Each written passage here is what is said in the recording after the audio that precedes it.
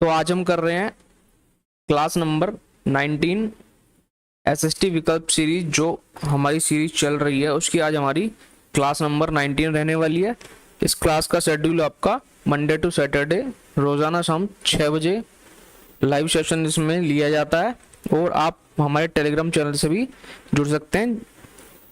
आपको सभी क्लासेस की पीडीएफ और क्लासेस से रिलेटेड इंफॉर्मेशन आपको इस टेलीग्राम चैनल पर प्रोवाइड रोजाना करा दी जाती हैं। तो टेलीग्राम चैनल से जुड़ना ना भूलें, जिसका लिंक आपको डिस्क्रिप्शन में दिया गया है। तो जल्दी से क्लास के अंदर जुड़ जाएंगे। आपका सेशन लाइव हो चुका है। क्लास नंबर 19 आज हम करने वाले हैं, और आज हमने आपका जनवरी 2021 के अंदर जो आपका एग्जाम हुआ था सीटेट पेपर 2 एसएसटी का, उसके आज हम प्रीवियस ईयर क्वेश्चन करने वाले हैं। तो ज्यादा समय न गवाते हुए चलते हैं आज के हमारे पहले क्वेश्चन की तरफ।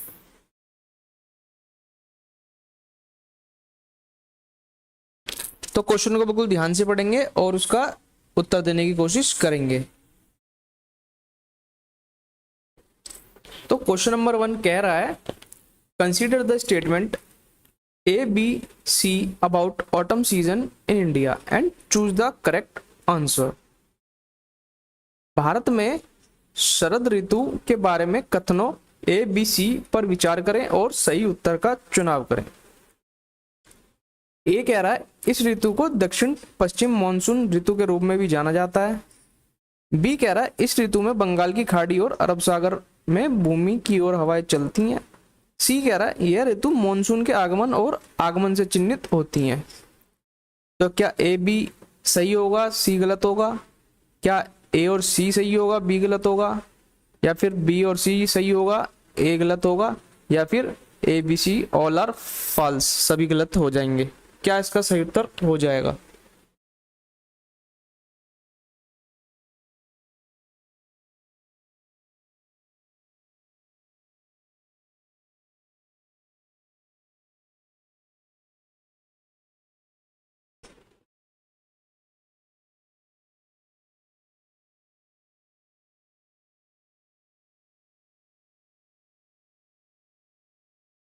तो यहाँ पर आपसे भारत में शरद ऋतु के बारे में कथनों ए बी सी पर विचार करने की बात की जा रही है और सही उत्तर का चुनाव करने के लिए कहा जा रहा है। तो कहा जा रहा है, इस ऋतु को दक्षिण पश्चिम मानसून ऋतु के रूप में भी जाना जाता है।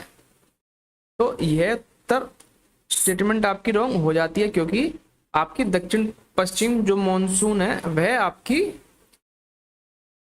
जून से लेकर और सितंबर तक चलती है, तथा इसे पश्चिमी मानसून की अवधि कहा जाता है, ना कि आपकी दक्षिणी पश्चिमी मानसून। तो ये स्टेटमेंट आपकी रॉन्ग हो जाएगी।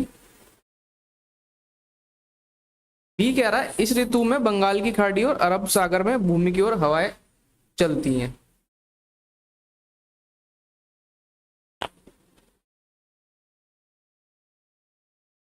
यह भी आपका रॉन्ग हो जाता है। सी कह रहा है, यह ऋतु मानसून के आगमन और आगमन से चिन्हित होती है। तो यह भी आपका रॉन्ग हो जाता है। तो तीनों ही आपके रॉन्ग हो जाएंगे।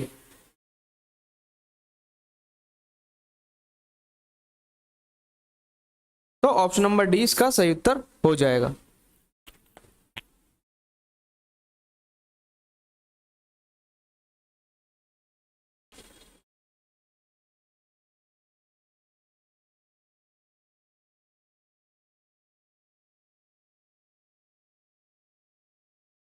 नेक्स्ट क्वेश्चन की तरफ चलेंगे। क्वेश्चन नंबर 2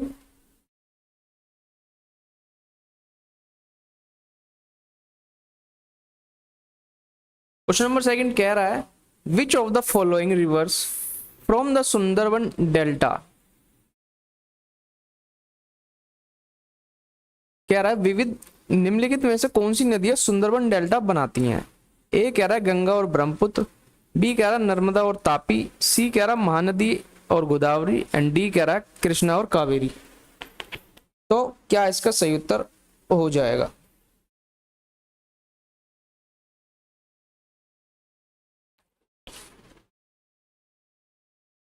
तो सुंदरबन डेल्टा आपकी कौन सी नदी बनाती है?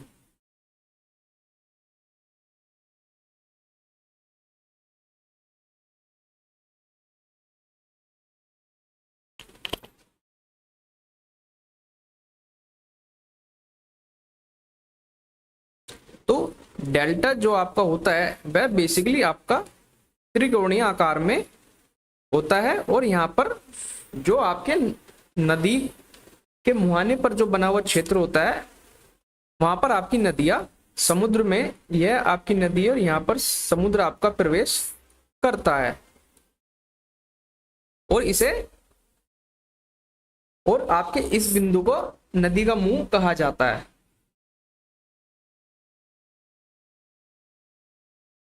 तो यह आपका केवल सुंदरबन डेल्टा को आपकी गंगा और ब्रह्मपुत्र नदी बनाती हैं। तो ऑप्शन ए इसका राइट आंसर हो जाएगा, Ganga and Brahmaputra. Question number 3 की तरफ चलते हैं।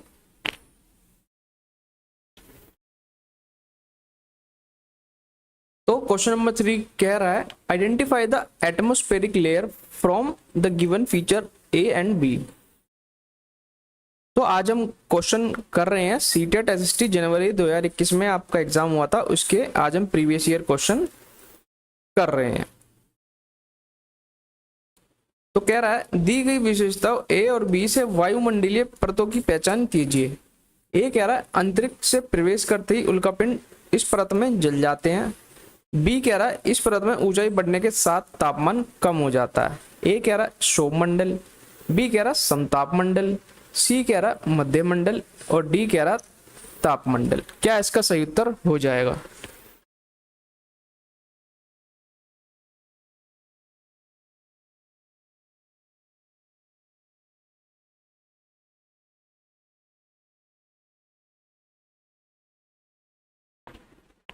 तो क्षोभ मंडल ये आपकी वायुमंडल की सबसे महत्वपूर्ण परत मानी जाती है, महत्वपूर्ण परत मानी जाती है, और इसकी आपकी औसतन ऊंचाई 13 किलोमीटर है।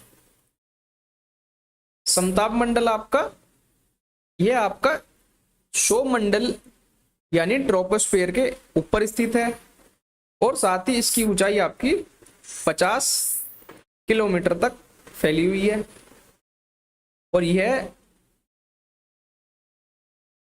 परत आपकी मौसम संबंधी घटनाओं से रहित होती है, जिसके कारण यहाँ पर आपको एरोप्लेन देखे जाते हैं। मध्यमंडल की बात कर लेते हैं। तो यह आपकी वायुमंडल की तीसरी परत होती है, साथ ही समताप मंडल के ये ऊपर स्थित होती है, और यहाँ पर आपके अंतरिक्ष से प्रवेश करने वाले उल्कापिंड जल जाते हैं। और ये आपकी पृथ्वी की सतह से 50 किलोमीटर ऊपर से शुरू होता है और 85 किलोमीटर 85 किलोमीटर तक जाता है। आपका थर्मोस्फेयर बताएंगे, थर्मोस्फेयर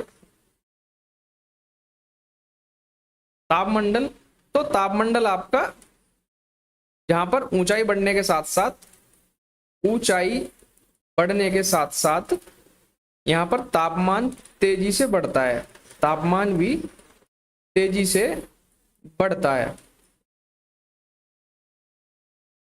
तथा आपका यह 80 से लेकर और 400 किलोमीटर तक फैला हुआ है।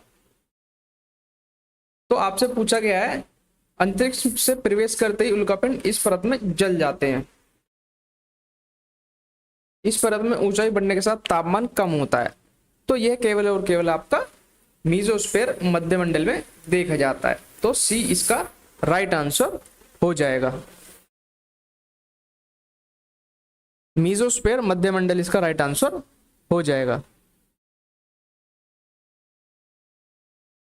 Question number 4। क्वेश्चन नंबर 4 कह रहा है इंसोलेशन इज एसोसिएटेड विद। सूर्य ताप का संबंध है। ए कह रहा है वायु दाब, बी कह रहा मौसमी पवनें, सी कह रहा सौर ऊर्जा और डी कह रहा बहिर्मंडल और उसकी गैसें। बताएंगे क्या इसका सही उत्तर हो जाएगा।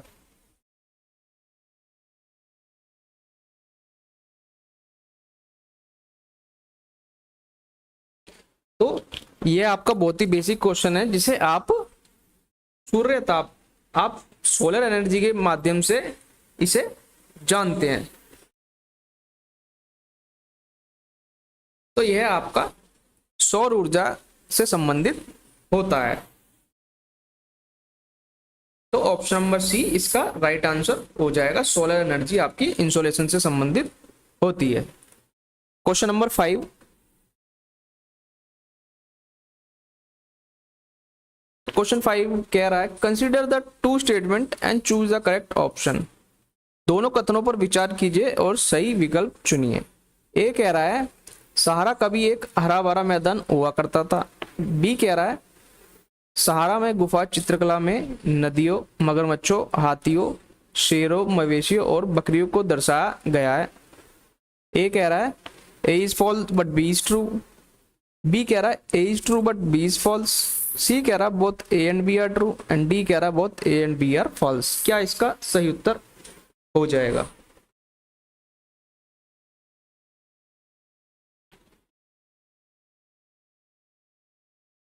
तो सहारा रेगिस्तान की बात यहां पर हो रही है। सहारा रेगिस्तान, तो सहारा आपका उत्तरी अफ्रीका, उत्तरी अफ्रीका का एक बड़ा हिस्सा माना जाता है और यह आपका दुनिया का सबसे बड़ा रेगिस्तान है। दुनिया का सबसे बड़ा रेगिस्तान है और इसका क्षेत्रफल आपका लगभग 8.54 मिलियन वर्ग किलोमीटर, मिलियन वर्ग किलोमीटर तक है। और यह रेगिस्तान आपका 11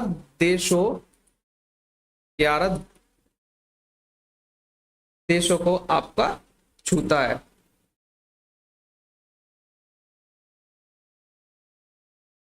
तो ए कह रहा है सारा कभी एक हरा भरा मैदान हुआ करता था। तो ये स्टेटमेंट आपकी राइट हो जाती है। बी कह रहा है सहारा में गुफा चित्रकला में नदियां, मगरमच्छों, हाथियों, शेरों, मवेशियों और बकरियों को दर्शाया गया है। तो ये स्टेटमेंट भी आपकी राइट हो जाती है। तो दोनों स्टेटमेंट आपकी एकदम सही है। Both A and B are true. तो सी इसका राइट आंसर हो जाएगा। जी Eliza ji very good evening. CTET का नोटिफिकेशन आया है? जी नहीं, अभी सीटेट का कोई भी नोटिफिकेशन नहीं आया है। जैसे ही नोटिफिकेशन आएगा तो आपको चैनल पर एक सेपरेट वीडियो देखने को मिल जाएगी।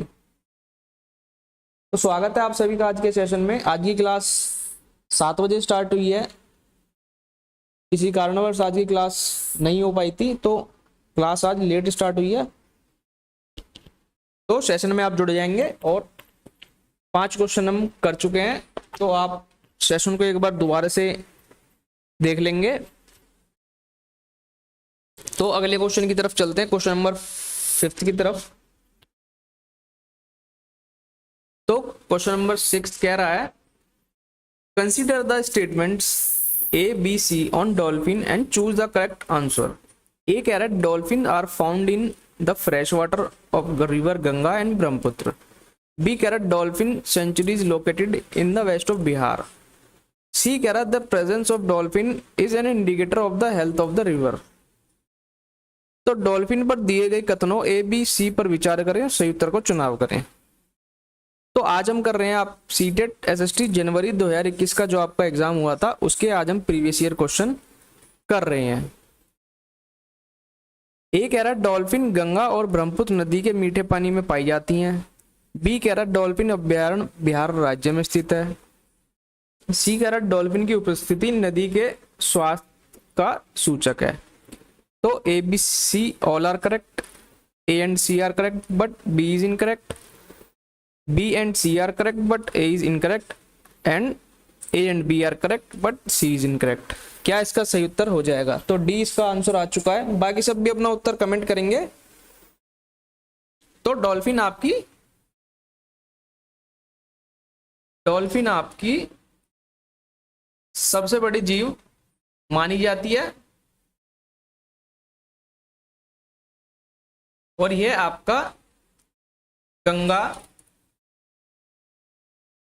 और ब्रह्मपुत्र नदी में पाई जाती हैं। यह आपकी गंगा और ब्रह्मपुत्र नदी में पाई जाती हैं।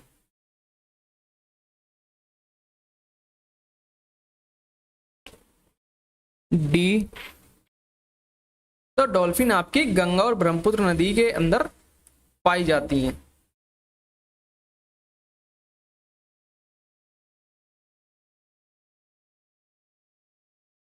तो ए कह रहा है डॉल्फिन गंगा और ब्रह्मपुत्र नदी के मीठे पानी में पाई जाती हैं, तो ए सही हो जाएगा। बी कह रहा है डॉल्फिन अभ्यारण्य बिहार राज्य में स्थित है, तो ये भी आपका राइट हो जाएगा, जो कि आपका बिहार के भागलपुर में स्थित है, भागलपुर में स्थित है। सी कह रहा है डॉल्फिन की उपस्थिति नदी के स्वास्थ्य का सूचक है, तो यह भी स्टेटमेंट करेक्ट हो जाती है। तो तीनों ही स्टेटमेंट आपकी सही हो जाती हैं। तो A B C all are correct. जी डी नहीं होगा, ए होगा, सारी स्टेटमेंट सही है। जी जूही जी आपका उत्तर एकदम करेक्ट है। स्वागत है आपका आज के सेशन में। तो आज के सेशन थोड़ा लेट स्टार्ट हुआ है, इसके लिए हम माफी चाहते हैं। तो 6 का ए करेक्ट हो जाएगा। डी नहीं होगा, इसका ए हो जाएगा। क्वेश्चन नंबर 7 बिल्कुल ध्यान से पढ़ें और उत्तर देने की कोशिश करेंगे। तो आज हम जो क्वेश्चन कर रहे हैं वो आपका सीटेट एसएसटी पेपर 2 जनवरी 2021 में पूछे गए आपके क्वेश्चन हैं, जो आज हम कर रहे हैं। तो 7 number question, biogas is essentially a mixture of.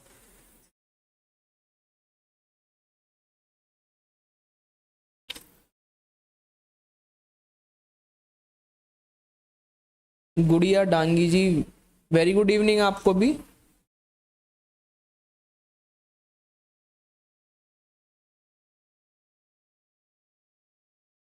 Sir थोड़ा हमको हो गया जी, जूही जी हमको हो गया जी, वेरी गुड इवनिंग।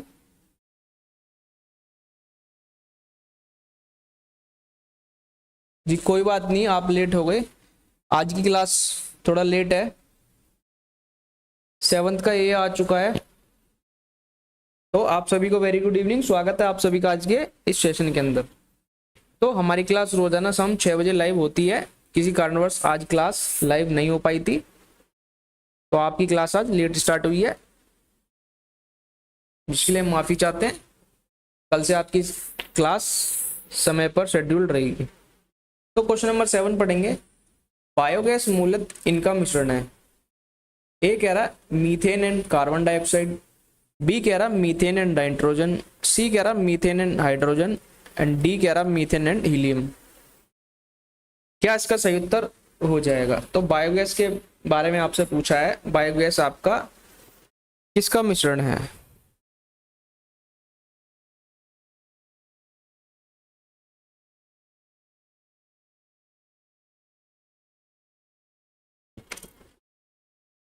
तो बायोगैस आपकी बेसिकली मीथेन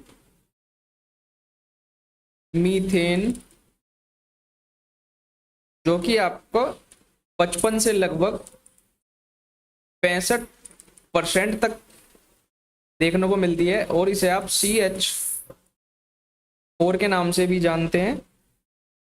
इसमें आपकी 30 से लेकर 45% तक CO2, जिसे आप कार्बन डाइऑक्साइड के नाम से भी जानते हैं, और इसमें कुछ मात्रा आपकी हाइड्रोजन ऑक्साइड यानी H2S की भी देखी जाती है। तो आपसे पूछा बायोगैस तत्व के मिश्रण, तो ये आपके मीथेन और कार्बन डाइऑक्साइड हो जाते हैं। तो ए इसका सही उत्तर हो जाता है। A is the right answer. Biogas आपकी मीथेन एंड कार्बन डाइऑक्साइड से मिलकर बनी है। जी 7 का ए राइट आंसर हो जाएगा। तो आपका उत्तर एकदम करेक्ट है। तो सेशन में जो भी साथी नए जुड़े हैं चैनल को सब्सक्राइब अवश्य कर लेंगे और सेशन को लाइक करना ना भूलें। क्वेश्चन नंबर 8, क्वेश्चन को बिल्कुल ध्यान से पढ़ेंगे और उत्तर देने की कोशिश करेंगे।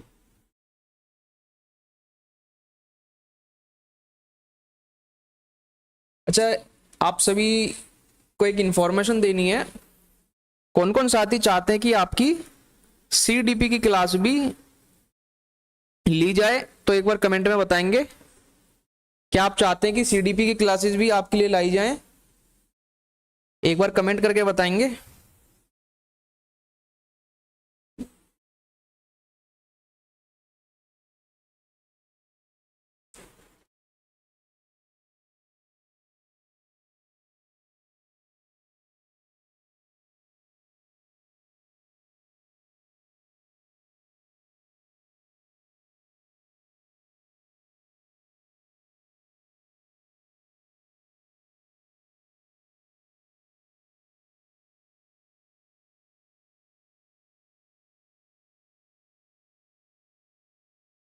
तो एक बार कंफर्म करेंगे कौन कौन चाहता है कि आपकी सीडीपी की क्लासेस भी लाई जाएं।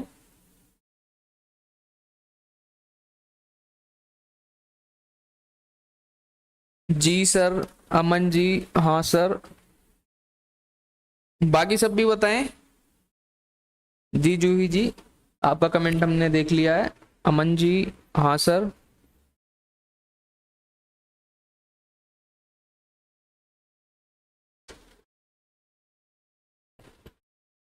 तो जो भी साथी चाहते हैं एक बार यस लिख देंगे। तो सीडीपी की क्लास भी आपकी बहुत जल्द हम लाने वाले हैं। जी अमन जी, सीडीपी की क्लास आपकी बहुत जल्द आने वाली है, इसके लिए आपको चैनल पर वीडियो देखने को मिल जाएगी। तो क्वेश्चन नंबर 8 की तरफ चलते हैं। जी अमन जी, 8 का सी आ चुका है, तो क्वेश्चन पढ़ते हैं। तो अब हम अपने क्वेश्चन की तरफ बढ़ते हैं। तो क्वेश्चन नंबर 8 कह रहा है संसाधनों के बारे में कथन ए और बी पर विचार करें और सही उत्तर का चुनाव करें। ए कह रहा है सभी संसाधनों का आर्थिक मूल्य होता है। बी कह रहा है समय और प्रौद्योगिकी दो महत्वपूर्ण कारक हैं जो पदार्थ को संसाधन में बदल सकते हैं। तो ए कह रहा है A is false but B is true. B कह रहा है A is true but B is false. C कह रहा है both A and B are true and B is the correct explanation of A. D कह रहा है both A and B are true but B is not a correct explanation of A.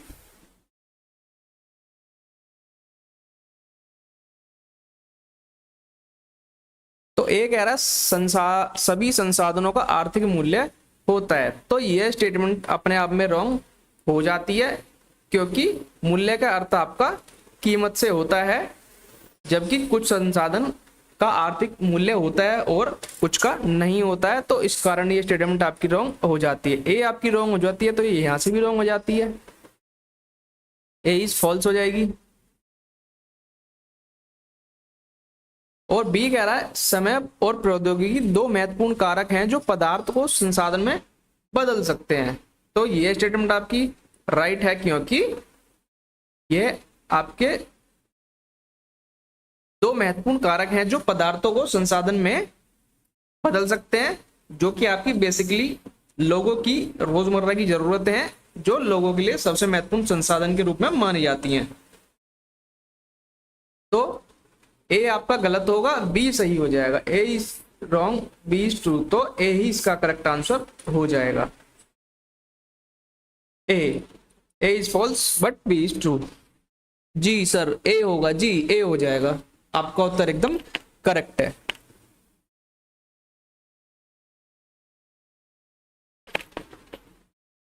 Eight का आपका option number A हो जाएगा।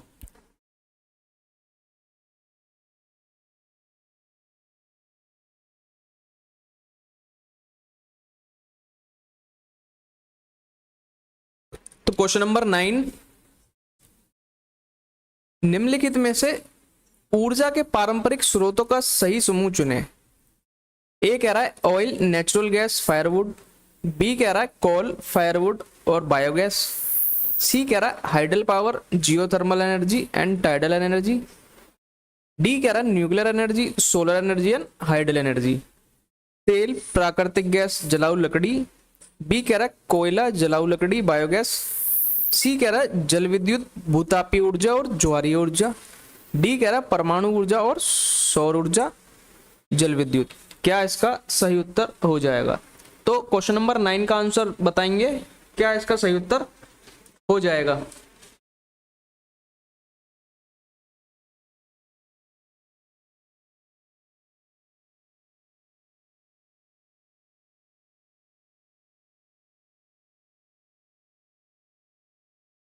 Nine का B, 9 का D.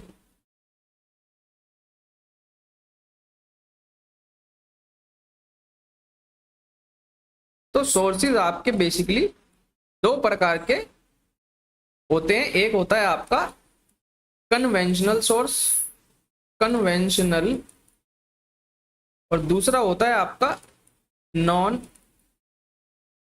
Conventional. Conventional में बेसिकली आपके कमर्शियल और नॉन कमर्शियल। इसमें आपका कोल,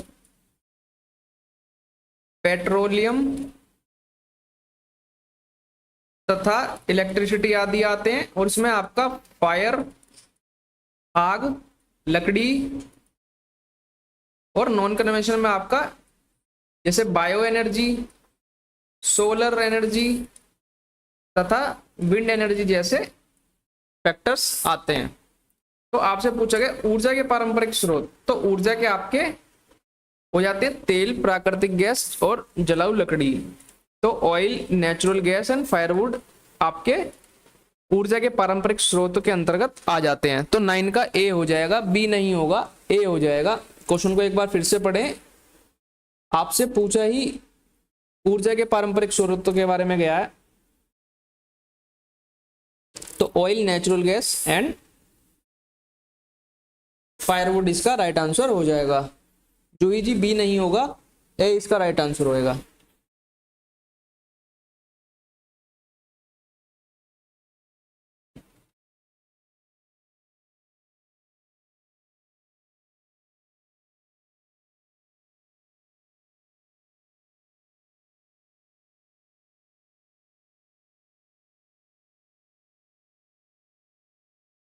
तो क्वेश्चन नंबर 10 की तरफ चलते हैं।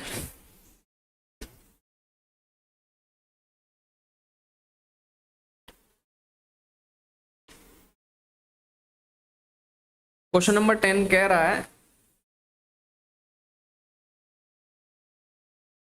कथन ए, लगभग 12,000 वर्ष पहले अपेक्षाकृत गर्म स्थितियों में बदलाव के कारण भारत के कई क्षेत्रों में घास के मैदानों का विकास हुआ। बी कह रहा है हिरणों, मृगों, बकरियों, भेड़ों और मवेशियों की संख्या में वृद्धि हुई। तो A is true but B is false, A is false but B is true, both A and B are true but B is the reason for A, या फिर both A and B are true but B is the not reason for A. क्या इसका सही उत्तर हो जाएगा?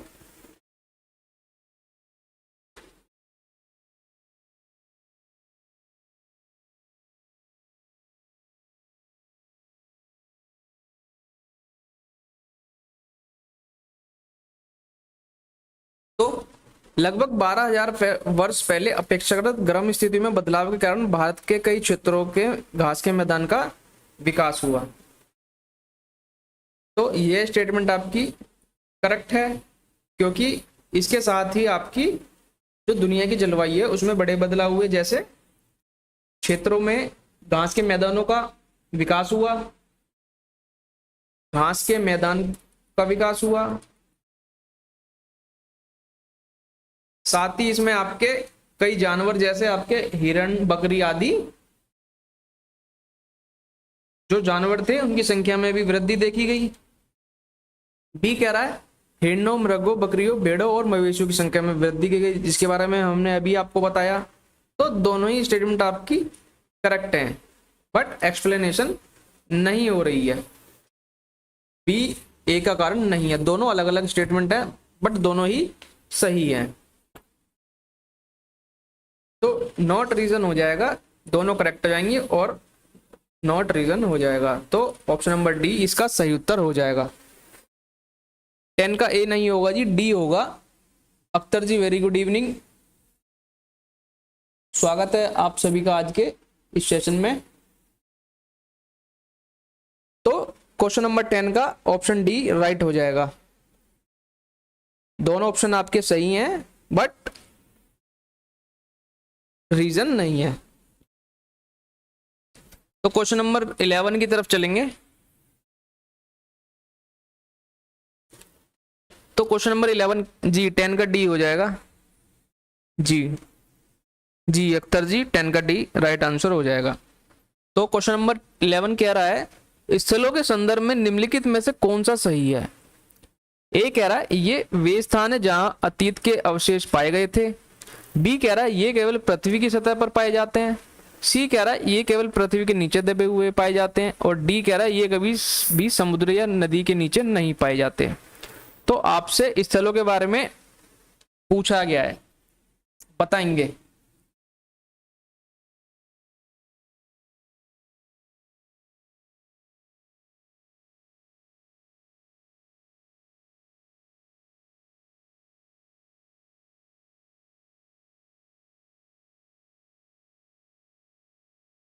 तो स्थल के संदर्भ में निम्नलिखित में से कौन सा सही है। तो ये आपके वे स्थान थे जहां पर अतीत के अवशेष पाए गए थे। तो ए इसमें राइट हो जाता है।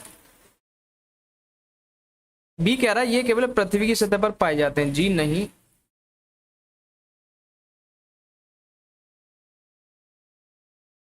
सी कह रहा है ये केवल पृथ्वी के नीचे दबे हुए पाए जाते हैं। जी नहीं, ये भी रॉन्ग हो जाएगा। डी कह रहा है ये कभी भी समुद्र या नदी के नीचे नहीं पाए जाते। तो ये भी रॉन्ग हो जाएगा, बल्कि ये वे स्थान है जहां अतीत के अवशेष पाए गए थे। तो केवल ए इसका सही उत्तर हो जाएगा। तो ऑप्शन नंबर ए इसका राइट आंसर हो जाएगा। डी नहीं होगा, इसका राइट आंसर ए होगा। मेहंदी हसन जी 11 का सी। जी सी नहीं होगा, ओनली ए हो जाएगा। यह ऐसे स्थान थे जहां पर अतीत के अवशेष पाए गए थे। बाकी के आपके 3 रॉन्ग हो जाएंगे। जूही जी 11 का बी, मेहंदी जी 11 का सी, अख्तर जी 11 का डी। जी इसका right answer option number A होगा।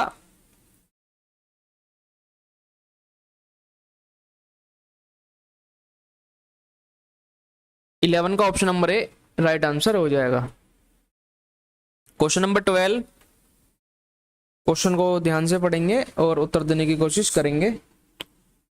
क्वेश्चन नंबर 11 कह रहा है द हड़प्पन मेड, हड़प्पावासी बनाते थे। ए कह रहा पत्थर की मोहरें, बी कह रहा पीले डिजाइन वाले बर्तन, सी कह रहा लोहे से बनी तकली के गोले, और डी कह रहा सोने के बर्तन।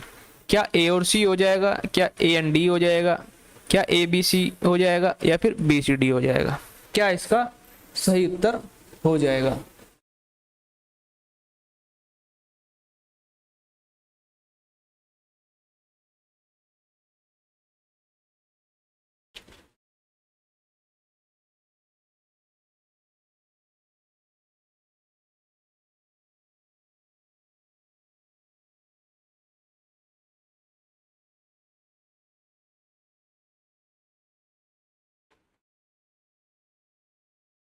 तो हड़प्पा सभ्यता जिसे आपकी कांस्य सभ्यता के नाम से भी जाना जाता है, यानी ब्रॉन्ज एज के रूप में भी इसे जाना जाता है। तो ए कह रहा पत्थर की मोहरें, तो बिल्कुल आपकी पत्थर की मोहरें यहाँ पर देखने को मिली हैं। तो ए राइट हो जाएगा। बी कह रहा पीले डिजाइन वाले बर्तन, तो ये आपका रॉन्ग हो जाएगा।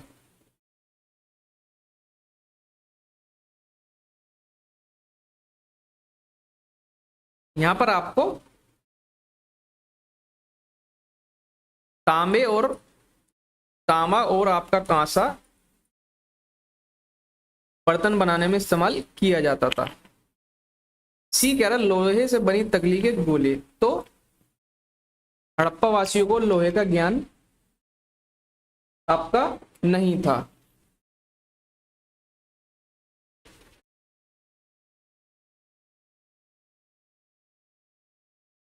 सी आपका रॉन्ग हो जाएगा। और डी कह रहा सोने के बर्तन। जी बिल्कुल सोने के बर्तन यहाँ पर आपको देखने को मिले हैं।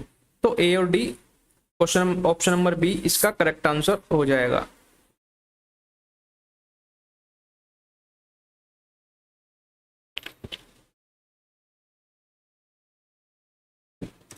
क्या हो रहा है?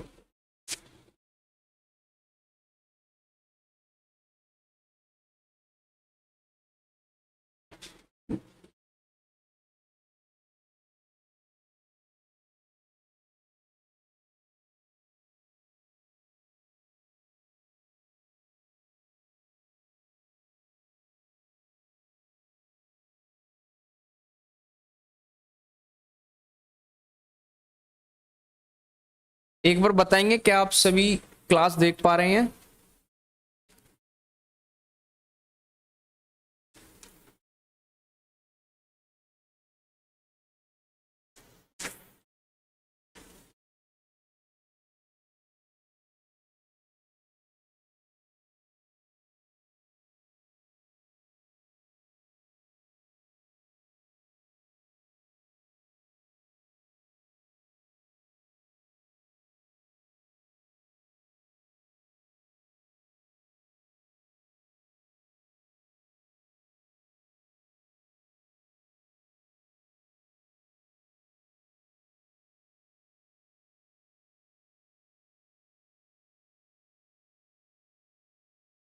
जी बी इसका राइट आंसर। जूही जी का B. Vimlesh Saroj ji B is right. जी बी राइट हो जाएगा। Gudiya Dangi ji A and C only. जी नहीं, ए एंड सी नहीं होगा, ए एंड डी होगा। जी फास्ट ही कर रहे हैं विमलेश सरोज जी। हाँ जूही जी जी सर। तो बी इसका राइट आंसर हो जाएगा। अख्तर जी पीले नहीं काले और लाल जी इंग्लिश का। जी तो नेक्स्ट क्वेश्चन, क्वेश्चन नंबर 13। तो जो भी साथी सेशन में नए जुड़े हैं तो चैनल को सब्सक्राइब जरूर कर लेंगे। तो क्वेश्चन नंबर 13 पढ़ेंगे। कह रहा है एक महापाषाणकालीन शवगृह में 2 कंकालों के अवशेष मिले थे। दोनों में से किसी महिला के कंकाल का पता लगाने का एक उपयुक्त तरीका यह होगा। ए कह रहा अस्थि संरचना, बी कह रहा कंकालों पर लगे आभूषण, सी कह रहा कंकालों का आकार, और डी कह रहा कंकालों के साथ मिले खाना पकाने के बर्तनों को देखा जाए।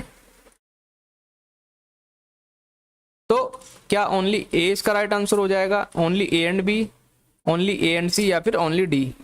क्या इसका सही उत्तर हो जाएगा?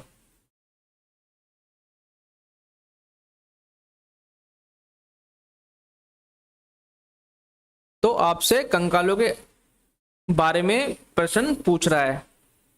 महिला के कंकाल का पता लगाने का उपयुक्त तरीका क्या होगा?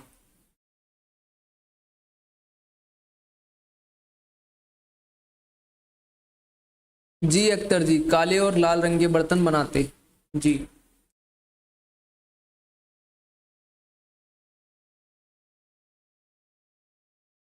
तो महिला कंकाल की संरचना पता लगाने के बारे में आपसे बोला जा रहा है। तो ए कह रहा है अस्थि संरचना। जी बिल्कुल, आप अस्थि के संरचना के आधार पर भी इसका पता लगा सकते हैं कि वो महिला की थी या फिर एक पुरुष की थी। बी कह रहा कंकालों पर लगे आभूषण।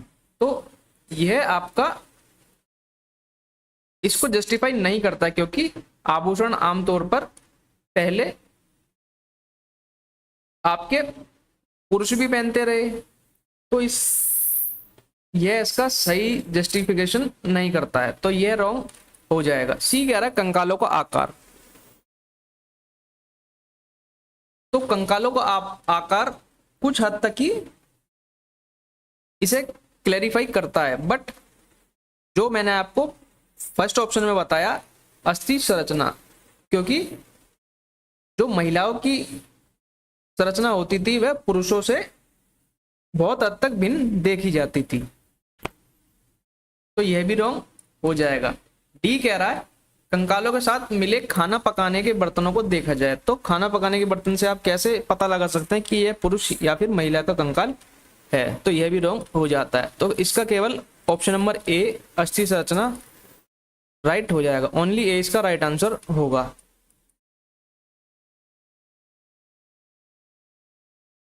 ए इसका सही उत्तर हो जाएगा। आप बोन स्ट्रक्चर से इस चीज का पता लगा सकते हैं। क्वेश्चन नंबर 14,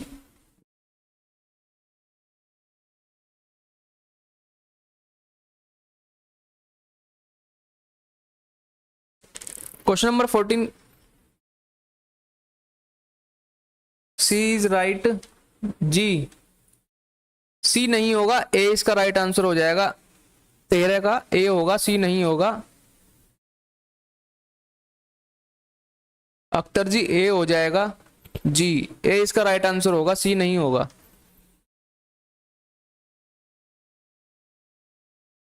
क्वेश्चन नंबर 14 ध्यान से पढ़ेंगे।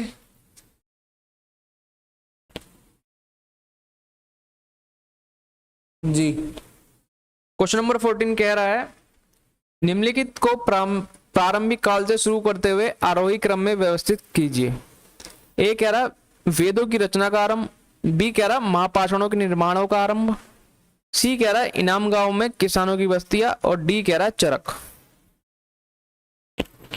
क्या ए बी सी डी होगा, बी सी डी ए होगा, सी डी बी ए, या फिर डी सी बी ए? क्या इसका सही सीक्वेंस हो जाएगा? तो प्रारंभिक काल से शुरू करते हुए आरोही क्रम में व्यवस्थित करना है, तो किस प्रकार आप इसे व्यवस्थित करेंगे तो बताएंगे।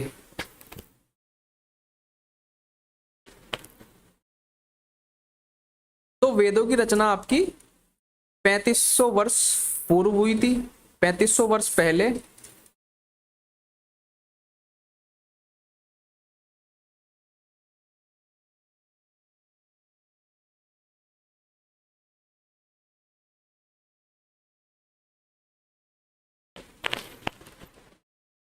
आपके महापाषाण के निर्माण का आरंभ मेगालिथ जो बोला जाता है वे आपके लगभग 3000 साल पहले देखे गए। इनाम गांव में किसानों की बस्तियां, तो यह आपकी 3600 से लेकर 2700 साल पहले देखी गई। और चरक लगभग आपके 2000 साल पहले देखे गए।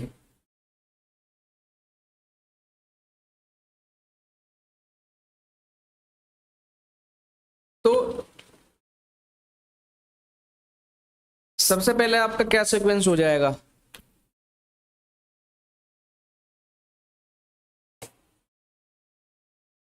तो आपसे पूछा है प्रारंभिक काल से शुरू होते आरोही क्रम में, असेंडिंग ऑर्डर में।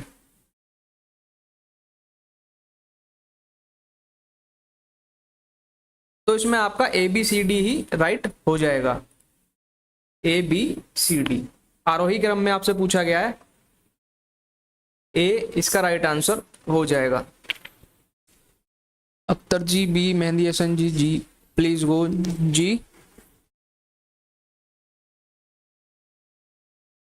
अख्तर जी का बी। अमन सर आप कहाँ से हो? जी मैं दिल्ली से हूँ। जूही जी 14 का बी, 14 का बी आपका नहीं होगा, 14 का ए हो जाएगा।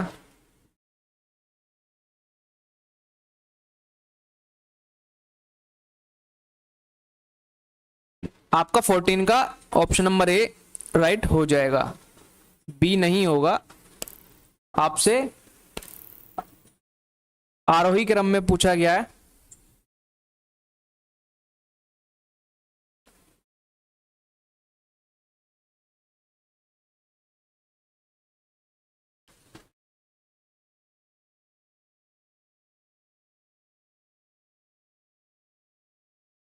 तो क्वेश्चन नंबर 15 की तरफ चलते हैं। अख्तर जी ए हो जाएगा। जी जूही जी ए इसका राइट आंसर हो जाएगा। देखिए क्वेश्चन को आप ध्यान से पढ़िए, क्योंकि क्वेश्चन को ध्यान से पढ़ने से आपका आधा क्वेश्चन वहीं पर सॉल्व हो जाता है। इसलिए मैं आपसे बार बार कहता हूं कि क्वेश्चन को ध्यान से पढ़ें। क्वेश्चन नंबर 15 कह रहा है निम्नलिखित को हाल के काल से शुरू करते हुए अवरोही क्रम, देखिए जैसे आपको पीछे मैंने क्वेश्चन में बताया अवरोही क्रम, सेम वही आपसे कॉन्सेप्ट यहाँ पर पूछा जा रहा है। अवरोही क्रम पीछे की ओर जाना है आपको, में व्यवस्थित करें। एक कह रहा लोहे के उपयोग में वृद्धि, शहर, पंचचिन्हित सिक्के, पंचमार्क कॉइन्स। बी कह रहा उपमहाद्वीप में लोहे के उपयोग की शुरुआत। सी कह रहा अरिकमेडु में बंदरगाह में बस्तियां। और डी कह रहा संगम साहित्य की रचना।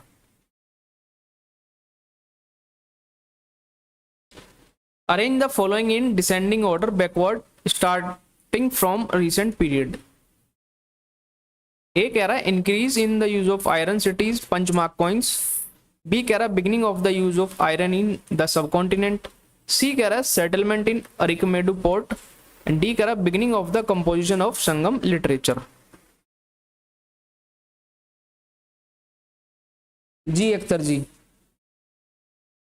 तो इस क्वेश्चन का उत्तर देंगे और क्वेश्चन को ध्यान से पढ़ेंगे। आपसे जो पिछले क्वेश्चन में आपसे पूछा गया था आरोही क्रम, वही सेम आपसे यहां पर पूछा जा रहा है।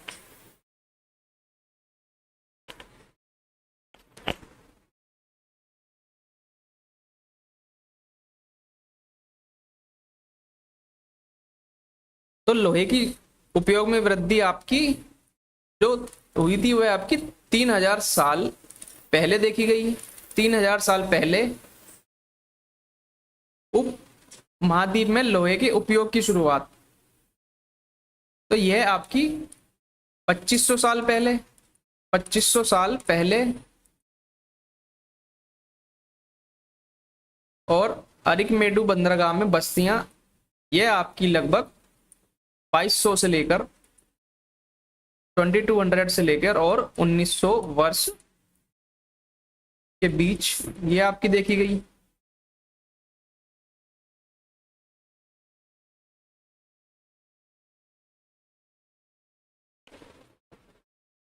डी डी और संगम साहित्य की रचना की शुरुआत आपकी 2300 वर्ष, यह आपकी 2300 वर्ष पहले देखी गई। तो सीक्वेंस के आधार पर आप इसे अवरोही क्रम में लगा लेंगे, पीछे की ओर जाना है आपको। तो सबसे पहले आपका आएगा सी, सी यहां पर भी है, यहां पर भी है। इसके बाद आ जाता है आपका डी, डी भी आपका दोनों में है। तो डी के बाद आएगा आपका लोहे के उपयोग में वृद्धि, तो ए, सी डी ए बी। तो 3 इसका राइट आंसर हो जाएगा, सी डी ए बी। 15 का डी नहीं होगा, सी होगा। एक बार फिर से क्वेश्चन को ध्यान से पढ़िए, आपसे अवरोही क्रम पीछे की ओर पूछा गया है। तो सबका सीक्वेंस मैंने आपको बता दिया है। आपसे पूछा अवरोही क्रम पीछे की ओर गया है, तो सी इसका करेक्ट ऑप्शन हो जाता है। अख्तर जी सी, जी सी हो जाएगा इसका राइट आंसर।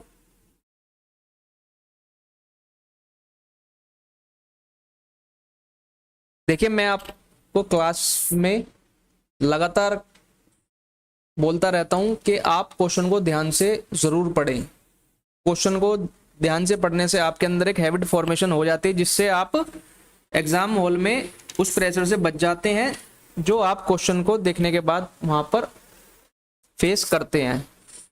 मैं ऐसे ही अपना एग्जाम 3 बार क्लियर कर चुका हूं और बहुत ही अच्छी तरीके से जानता हूं कि एग्जाम हॉल में प्रेशर क्या होता है।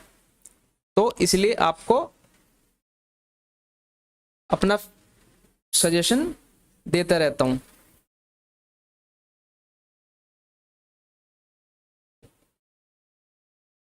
तो क्वेश्चन नंबर 16 की तरफ चलेंगे। जी सी हो जाएगा। क्वेश्चन नंबर 16 कह रहा है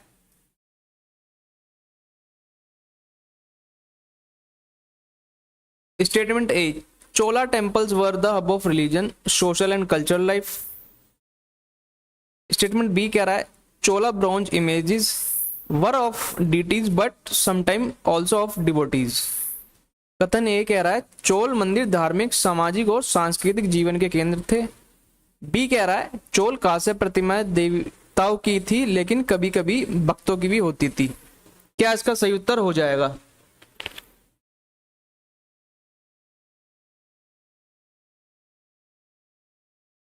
बताएंगे?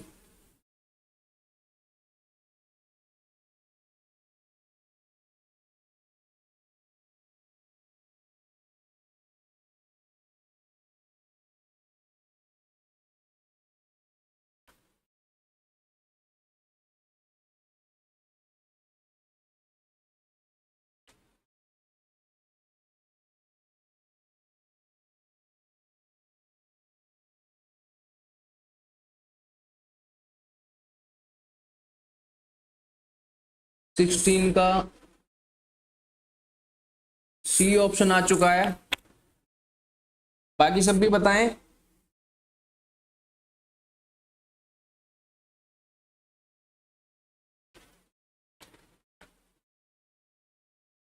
तो चोल मंदिर धार्मिक, सामाजिक और सांस्कृतिक जीवन के केंद्र थे। तो ये स्टेटमेंट करेक्ट है। और ये आपके शिल्प उत्पादन के भी केंद्र थे, शिल्प उत्पादन।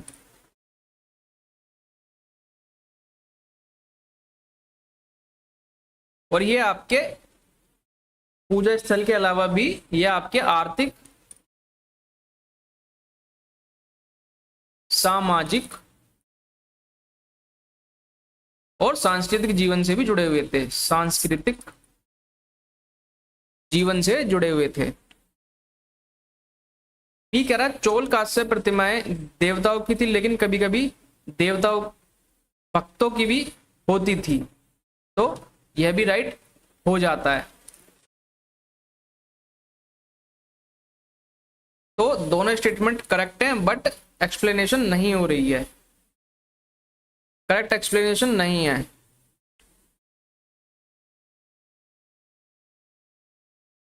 दोनों अपने आप में अलग अलग स्टेटमेंट्स हैं, आप फिर से चेक करेंगे दोनों स्टेटमेंट अपने आप में अलग अलग हैं। जी सी नहीं होगा, इसका राइट आंसर आपका डी होगा। एक्सप्लेनेशन नहीं हो रही है, स्टेटमेंट करेक्ट है बट एक्सप्लेनेशन नहीं हो रही है।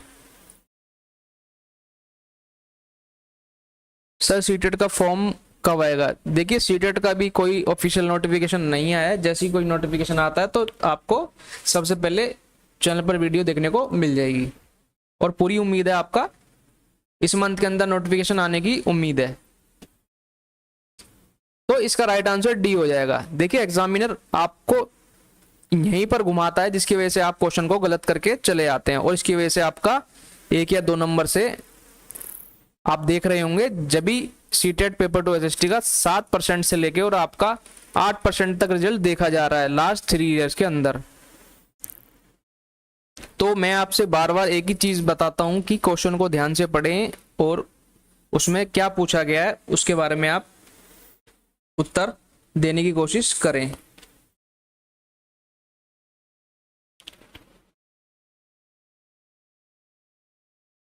जी डी इसका राइट आंसर हो जाएगा।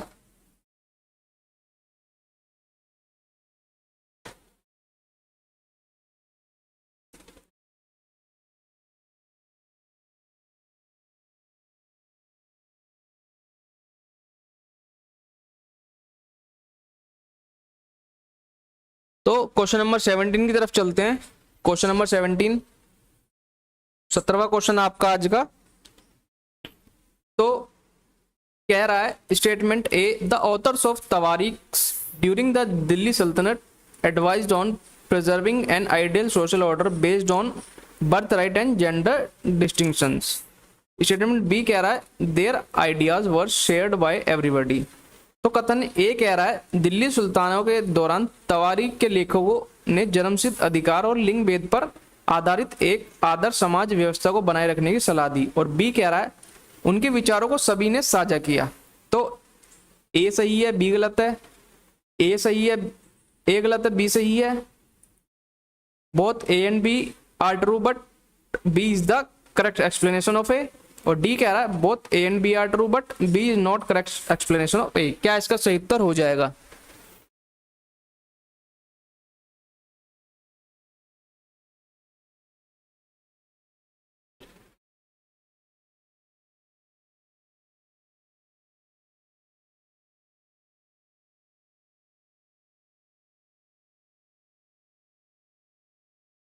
बताएंगे। तो तवारीख के लेखक आपके, तवारीख के जो लेखक थे ये आपके दिल्ली, और बेसिकली ये आपके दिल्ली के अंदर रहते थे, बाकी आपको गांवों में भी देखने को मिलते थे। और इन्हें पुरस्कार भी मिलते थे तथा ये सुल्तानों के लिए इतिहास भी लिखते थे, सुल्तानों के लिए इतिहास भी लिखा करते थे। और इन्हें जन्म से अधिकार था। तो ए राइट हो जाता है। बी कह रहा है उनके विचारों को सभी ने साझा किया, तो यह ऑप्शन रॉन्ग हो जाता है, क्योंकि आम जनता का उनके विचारों से कोई लेने देना कहीं से कहीं तक नहीं था। तो बी रॉन्ग हो जाता है। तो A is true but B is false. तो ए ही इसका राइट आंसर हो जाएगा। ऑप्शन नंबर ए इसका सही उत्तर हो जाएगा। जी अख्तर जी, ए इसका राइट आंसर हो जाएगा। जी फास्ट ही करा रहे हैं। तो ए इसका सही उत्तर हो जाएगा। जी आपका उत्तर एकदम सही है, A is the correct answer.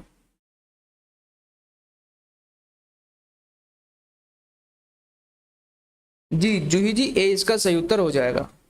तो सेशन में जो भी साथी नए जुड़े हैं चैनल को सब्सक्राइब जरूर कर लेंगे, और टेलीग्राम चैनल से जुड़ना ना भूलें। इसका लिंक आपको डिस्क्रिप्शन में दिया गया है। आपको इस क्लास की पीडीएफ वहीं पर प्रोवाइड करा दी जाती है, और नोटिफिकेशन रिगार्डिंग या कोई भी इंफॉर्मेशन होती है वो आपको टेलीग्राम के माध्यम से बता दी जाती है। तो ये थे आज के आपके क्वेश्चन। तो आज आपके कितने क्वेश्चन सही हुए कमेंट सेक्शन में हमें जरूर बताएंगे, और आज का सेशन आप सभी को कैसा लगा यह भी आप कमेंट सेक्शन में हमें जरूर बताएंगे। और इस क्लास की पीडीएफ आपको टेलीग्राम चैनल पर प्रोवाइड कर दी जाएगी इस क्लास के बाद, तो आप वहां से जाकर इसकी पीडीएफ डाउनलोड कर सकते हैं। इसका लिंक आपको डिस्क्रिप्शन में दिया गया है।